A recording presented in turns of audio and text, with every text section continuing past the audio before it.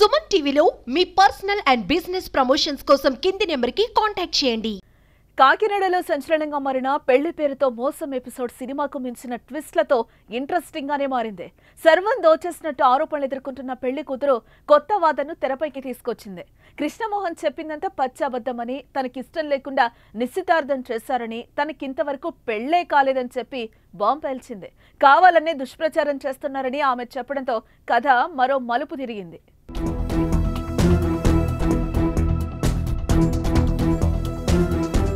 Late వయసులో పెళ్లికి సిద్ధమైన కాకినాడకు చెందిన కృష్ణమోహన్ ను 11 మంది మహిళా బ్యాచ్ మోసం చేస్తున్నట్టు ఆరోపణలు సంచలనంగా మారాయి. వారిపై పోలీసులకు ఫిర్యాదు చేయడంతో విషయం వెలుగులోకి వచ్చింది.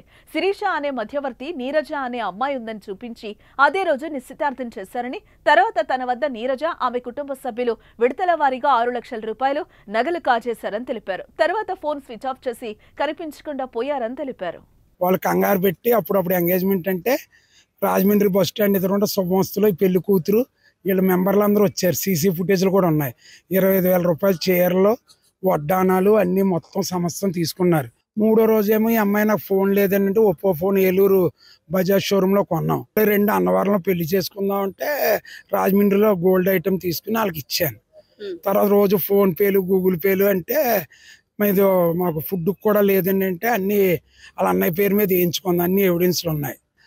నాకేమో నీరజ్ అని చెప్పిందండి. ఇన్స్టాగ్రామ్లో ప్రియాదేవి అని ఉందండి. వాళ్ళు ఒక అబ్బాయిని, ముస్లిం అబ్బాయిని చేసుకుంది, అతనితోనే ఉంటుంది. షేక్ బేగం అని అది ఒకటి వచ్చింది. రకరకాల ఐడీలు 3 టౌన్లో తీయించుకున్నాం మేము, ఫోన్ నెంబర్లు ఎట్టి. పక్క ప్లాన్ చేసి తనను మోసం చేశారని చెప్తున్నాడు. అమ్మాయి అందంగా ఉండడంతో డబ్బులు ఇచ్చేసని, కానీ తర్వాత కథ అడ్డం తిరిగిందని చెప్తున్నాడు. తనతో వీడియో కాల్ కూడా యువతి మాట్లాడినట్టుగా చెప్పాడు. తన దగ్గర అన్ని ఆధారాలు ఉన్నాయని, వాటిని పోలీసులకు ఇచ్చినట్టుగా తెలిపాడు. వారంతా పెద్ద మోసగాళ్లని ఆరోపించాడు. రకరకాల అడ్రస్లు హైదరాబాద్ సైడ్, తెలంగాణ కూడా మోసాలు చేశారండి. ఏలూరులో మేము స్వయంగా వెళ్తే మా కళ్ళతో మా బావగారు, మా కజిన్స్ వెళ్తే వాళ్ళు డైరెక్ట్ గా దొరికారు. నాతో ఉన్న వారం రోజులు ఆవిడ వీడియో కాలింగ్ రికార్డింగ్లు కూడా ఉన్నాయి నా దగ్గర. ఇష్టం లేకుండా అవి పోలీస్ డిపార్ట్మెంట్ కి ఇచ్చామండి. అవి పర్సనల్ కదండి. అవి రేపు కోర్టులో మాకు అయ్యే విట్నెస్లు.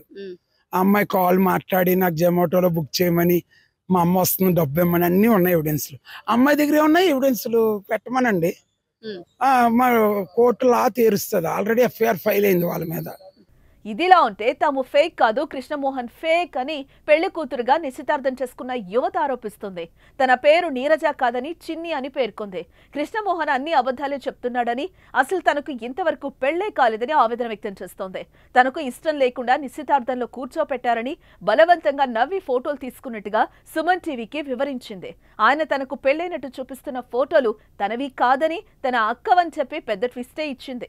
అంతేకాదు, అతనితో తనకు పెళ్లి ఇష్టం లేదని తన తల్లి బంధువులు చెప్తేనే నిశ్చితార్థం చేసుకుంటున్నట్టు చెప్పుకొచ్చింది. తనను బలవంతంగా నవ్వించే ఫోటోలు కూడా తీసుకున్నారని సుమన్ టీవీకి వివరించింది.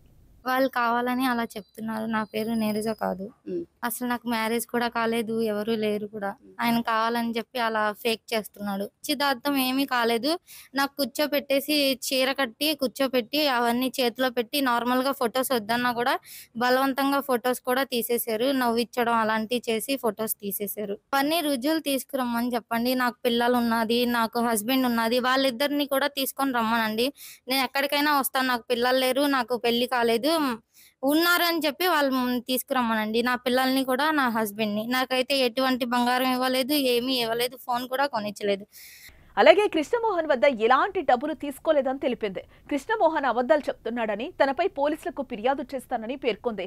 అంతా మధ్యవర్తి శిరీష్ వాళ్ళ బ్యాచే చేశారని, తమకు ఏ పాపం తెలియదని, సమాజంలో తలెత్తుకోకుండా చేశారని వాపోయింది. కాకినాడ వస్తే నీకు మాట్లాడేసి పంపించేస్తాను, ఒక్కదానివిరా అని చెప్పి బెదిరిస్తూ చేస్తుంటే నేను రాను అని చెప్పానని చెప్పి మా పెద్దమ్మ గారేమో వార్నింగ్ ఇచ్చారు. వార్నింగ్ ఇవ్వడం వల్ల ఇదంతా కావాలని చెప్పి ఇది చేస్తున్నాడు. శిరీష అన్న ఆవిడి కూడా మొత్తం అందరూ తీసుకొచ్చి పక్కన ఇలా నుంచోబెట్టి చెయ్యి పట్టుకున్నారు. మా అక్క వాళ్ళు తిడుతున్నారు, మీకు ఇచ్చి చెయ్యి, మీ వయసు కూడా చాలా పెద్దది అని చెప్పి వార్నింగ్ కూడా ఇచ్చారు. కృష్ణమోహన్ పాత ఫోటో చూపి మోసం చేశారని యువతి తల్లి స్నేహితురాలు తెలిపింది.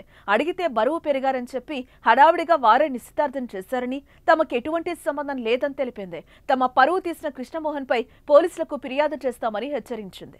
మా మమ్మీ నంబరు వీళ్ళ దగ్గర నుంచి తీసుకున్నారు. పెళ్లి సంబంధం చూసారు కదా, మా మమ్మీ స్టేటస్లు పెట్టుకుంటుంటే అవన్నీ స్క్రీన్ షాట్లు తీశారు. కావాలంటే దానిపైన నేమ్ కూడా ఫీడ్ చేసుకుని ఉంది.